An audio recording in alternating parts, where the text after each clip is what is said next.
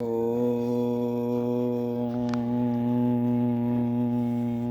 महाभारताय नमो नमः। आज हम पढ़ेंगे कलयुग का दुर्भाव, जुए में नल का हारना और नगर से निर्वासन।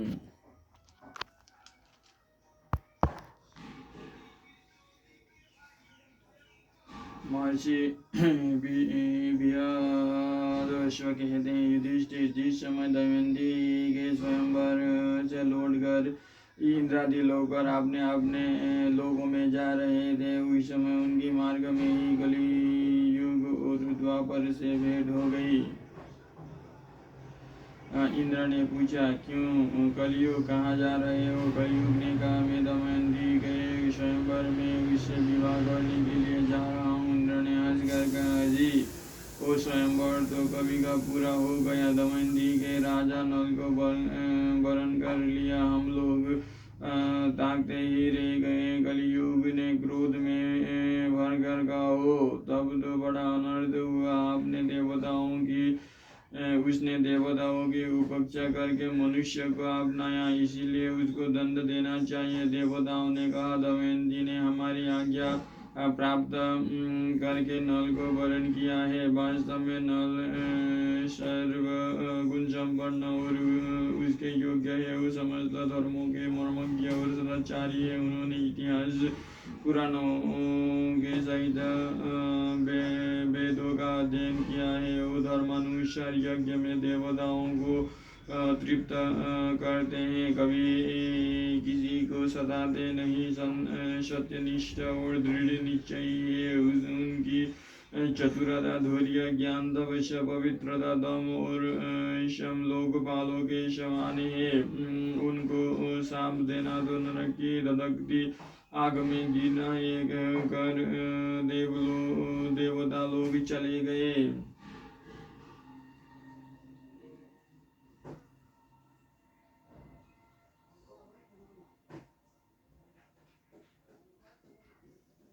अब कलयुग ने द्वापर से कहा, भाई, मैं अपने क्रोध को शांत नहीं कर सकता, इसीलिए मैं नल के शरीर में निवास करूंगा। मैं उसे राज्यच्युत कर दूंगा, तब वो दमयंती के साथ नहीं रह सकेगा। इसीलिए तुम भी जुए के पासों में प्रवेश करके मेरी सहायता करना। द्वापर ने उसकी बात स्वीकार कर ली। द्वापर और कलयुग दोनों ही नल की राजधानी में आपस से 12 वर्ष तक वे इस बात की प्रतीक्षा में रहे कि नल में कोई दोष दिख जाए। एक दिन राजा नल संध्या के समय लघु शंका के निमित्त होकर पैर धोए बिना ही आचमन करके संध्या बंदन करने बैठ गए।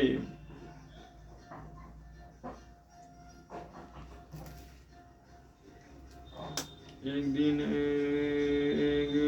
दिन राजा नल संध्या के समय लघु शंका से निवृत्त होकर पैर धोए बिना ही आचमन करने संध्या बंदन करने बैठ गए। यह अपवित्र अवस्था देखकर कलयुग उनके शरीर में प्रवेश कर गया। साथ ही दूसरा रूप धारण करके वो पुष्कर के पास गया और बोला, तुम नल के साथ जुआ खेलो और मेरी सहायता से जुए में राजा नल को जीत कर निषाद देश का राज्य प्राप्त कर लो। पुष्कर उसकी बात स्वीकार करके नल के पास गया। द्वापर भी पासों का रूप धारण करके उनके साथ हो लिया। जब पुष्कर ने राजा नल से बार बार जुआ खेलने का आग्रह किया, तब राजा नल दमयंती के सामने अपने भाई की बार बार के ललकार को सह न सके। उन्होंने उसी समय पासे खेलने का निश्चय कर लिया। उस समय नल के शरीर में कलयुग घुसा हुआ था, इसीलिए राजा नल दांव में सोना, चांदी, रथ, वाहन आदि जो कुछ लगाते वो हार जाते। प्रजा और मंत्रियों ने बड़ी व्याकुलता के साथ राजा नल से मिलकर जुए को रोकना चाहा और आकर फाटक के सामने खड़े हो गए। उनका अभिप्राय जानकर द्वारपाल रानी दमयंती के पास गया और बोला कि आप महाराज से निवेदन कर दीजिए, आप धर्म और अधर्म के तत्वज्ञ है, आपकी सारी प्रजा आपका दुख सम्रण होने के कारण काज बस दरवाजे पर आकर खड़ी है। दमयंती स्वयं दुख के मारे दुर्बल और अचेत हुई जा रही थी। उसने आंखों में आंसू भर कर गदगद कंठ से महाराज के सामने निवेदन किया, स्वामी, नगर की राजभक्त प्रजा और मंडल के लोग आपसे मिलने आए हैं और ड्योढ़ी पर खड़े हैं, उनसे मिल लीजिए। परंतु नल कलियुग के आवेश होने के कारण कुछ भी नहीं बोले। मंत्रिमंडल और प्रजा के लोग शोकग्रस्त होकर लौट गए। पुष्कर और नल में कई महीनों तक जुआ होता रहा तथा राजा नल बराबर हारते गए। राजा नल जुए में जो पासे फेंकते हुए बराबर ही उनके प्रतिकूल पड़ते। सारा धन हाथ से निकल गया। जब दमयंती को इस बात का पता चला तब उनने बृहत्सेन नाम की धाय के द्वारा राजा नल के सारथी बासन्य को बुलवाया और उससे कहा, सारथी, तुम राजा के प्रेम पात्र हो। अब यह बात तुमसे छिपी नहीं है कि महाराजा बड़े संकट में पड़ गए, इसीलिए तुम घोड़े को रथ में जोड़ लो और मेरे दोनों बच्चों को रथ में बैठा कर कुंडिल नगर में ले जाओ। तुम रथ और घोड़ों को भी वहीं छोड़ देना। तुम्हारी इच्छा हो तो वहीं रहना, नहीं तो कहीं दूसरी जगह चले जाना। सारथी ने दमयंती के कथनानुसार मंत्रियों से सलाह करके बच्चों को कुंडिलपुर में पहुंचा दिया। रथ और घोड़े भी वहां छोड़ दिए। वहां से पैदल ही चलकर वो अयोध्या पहुंचा और वहीं ऋतुपर्ण राजा के पास सारथी का काम करने लगा। वासनीय सारथी के चले जाने के बाद पुष्कर ने पासों के खेल में राजा नल का राज्य और धन ले लिया। उसने नल को संबोधन करके हंसते हुए कहा, और जुआ खेलोगे, परंतु तुम्हारे पास दांव पर लगाने के लिए तो कुछ है ही नहीं। यदि तुम दमयंती को दांव पर लगाने योग्य समझते हो तो फिर खेलो। नल का हृदय फटने लगा। वो पुष्कर से कुछ भी नहीं बोले। उन्होंने अपने शरीर से सब वस्त्रभूषण उतार दिए और केवल एक वस्त्र पहने नगर से बाहर निकले। दमयंती ने भी केवल एक साड़ी पहनकर अपने पति का अनुगमन किया।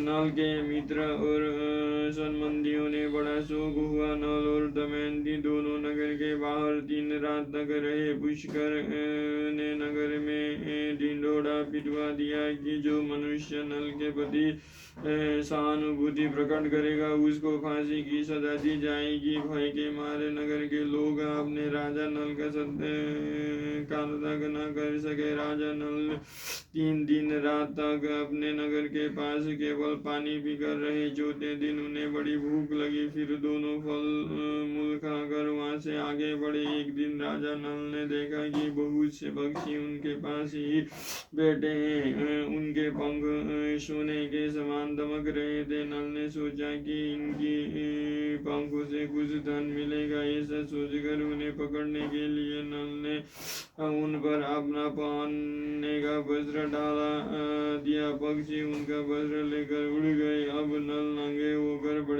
बड़ी दीनता के साथ मुंह नीचे किए खड़े हो गए। पक्षियों ने कहा, दुर्बुद्धू नगर से एक वस्त्र पहन कर निकला था, उसे देखकर हमें बड़ा दुख हुआ था। ले, अब हम तेरे शरीर पर का वस्त्र लिए जा रहे हैं। हम पक्षी नहीं, जुए के पासे हैं। नल ने दमयंती से पासों की बात कह दी। इसके बाद नल ने कहा, प्रिय, तुम देख रही हो यहाँ बहुत से मार्ग है। एक अवंती की ओर जाता है, दूसरा ऋषभवान पर्वत पर होकर दक्षिण देशों को सामने विंध्याचल पर्वत है। यह पयोस्नी नदी समुद्र में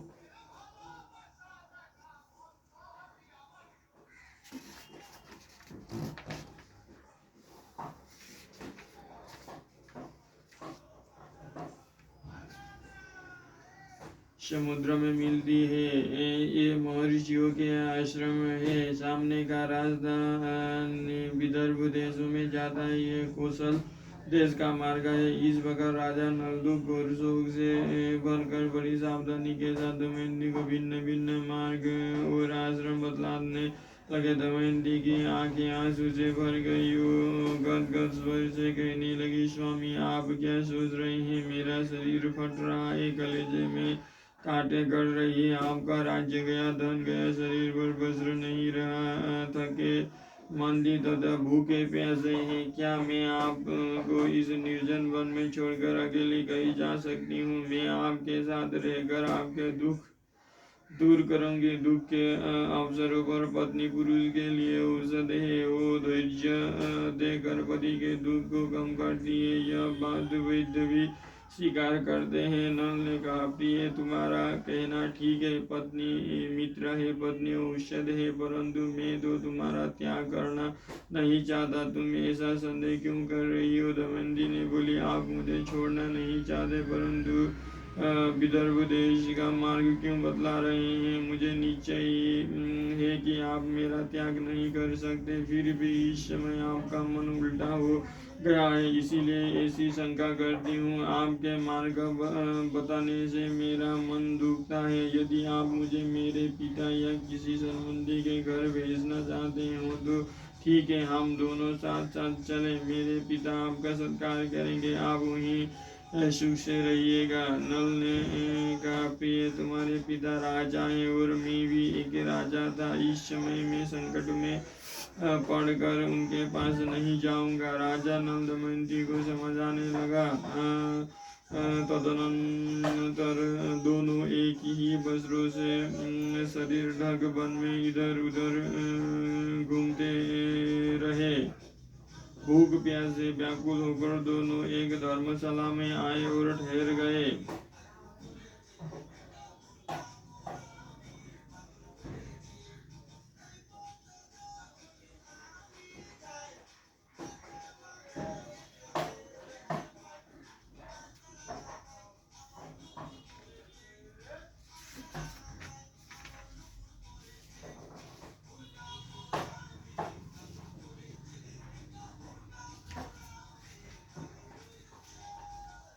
अगले अध्याय में पढ़ेंगे नल का दमयंती को त्यागना। दमयंती को संकटों से बचते हुए दिव्य ऋषियों के दर्शन और राजा सुबाहुओं के महल में निवास।